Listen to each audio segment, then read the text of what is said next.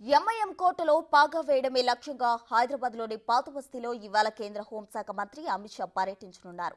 సాయంత్రం 7:40 హైదరాబాద్కు చేరుకుని అమిత్ షా 7:55 లాల్ దర్వాజా మహంకాళి అమ్మవారిని దర్శించుకోనున్నారు. అనంతరం లాల్ దర్వాజా నెహ్రూ విగ్రహం నుంచి సుధా టాకీస్ వరకు అభ్యర్థి మాధవీలతకు మద్దతుగా రోడ్ షో నిర్వహించనున్నారు. రాత్రి 8 నుంచి 9 వరకు అమిత్ షా రోడ్ షో జరగనుంది. అనంతరం రాష్ట్ర బీజేపీ కార్యాలయంలో ముఖ్య నేతలతో సమావేశం కానున్నారు అమిత్ షా.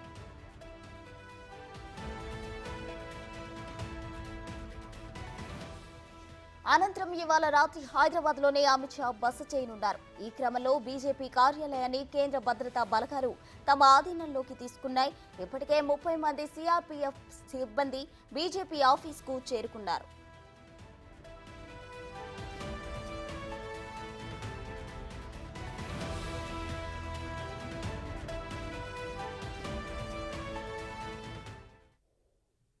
మరిన్ని వివరాలు మా ప్రతినిధి వెంకట్ అందిస్తారు. వెంకట్, చెప్పండి. అయితే బీజేపీ అభ్యర్థి మాధవీలతకు మద్దతుగా అమిత్ షా రోడ్ షో నిర్వహించనున్నారు. దీనికి సంబంధించి అధికారులు ఎటువంటి భద్రతా బలగాలను ఏర్పాటు చేశారు? పూర్తి డీటెయిల్స్ ఏంటి వెంకట్?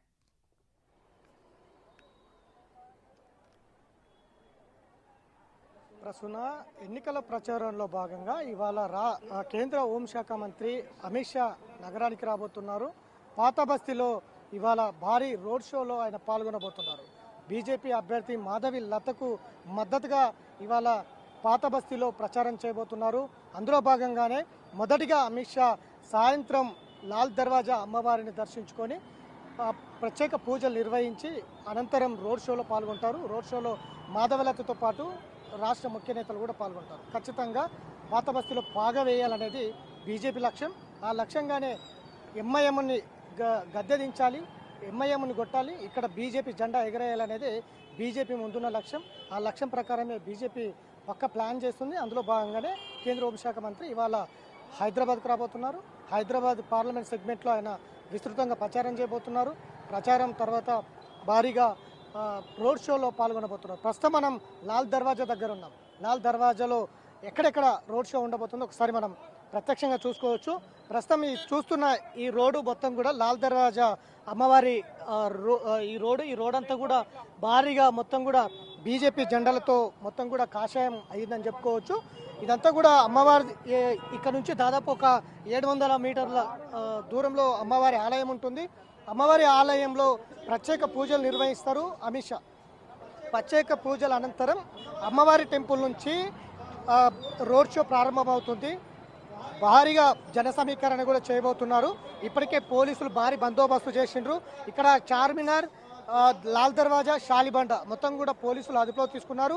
ఇటు కేంద్ర బలగాలు కూడా మోహరించాయి. మొత్తం కూడా ఇప్పుడు రిహార్సల్ చేస్తున్నారు. ఇటువైపు మనం ఒకసారి ఇటువైపు చూసుకుంటే కనుక లాల్ దర్వాజా నుంచి నేరుగా ఇటు సుధా థియేటర్, షాలిబంట సుధా థియేటర్ మొత్తం దాదాపు 1 కిలోమీటర్ పైనే ఈ రోడ్ షో ఉండబోతుంది.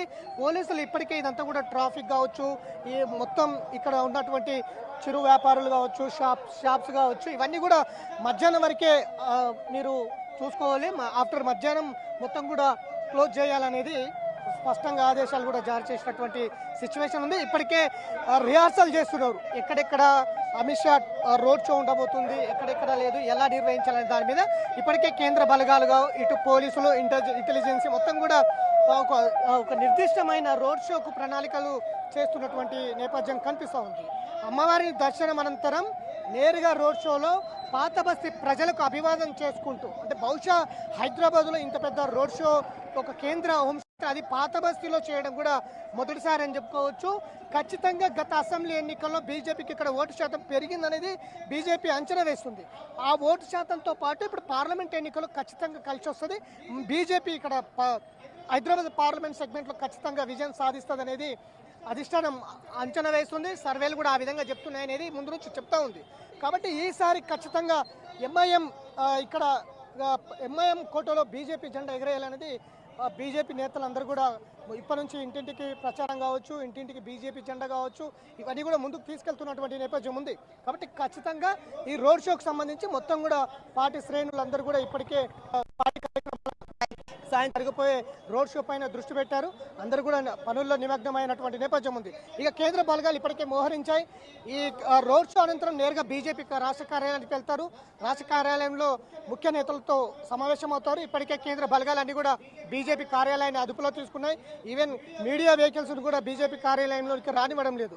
మొత్తం కూడా పోలీసులు మోహరించారు. ఎక్కడికక్కడ పికెట్లు ఏర్పాటు చేశారు. భారీ బందోబస్తు ఏర్పాటు చేశారు. ఎందుకంటే పాత బస్తీ అనేది కొంత సమస్యాత్మక ప్రాంతాలపైన కూడా కొన్ని పూర్తిగా తన ఆధీనంలో తీసుకున్నారు. భారీ బందోబస్తు ఏర్పాటు చేశారు.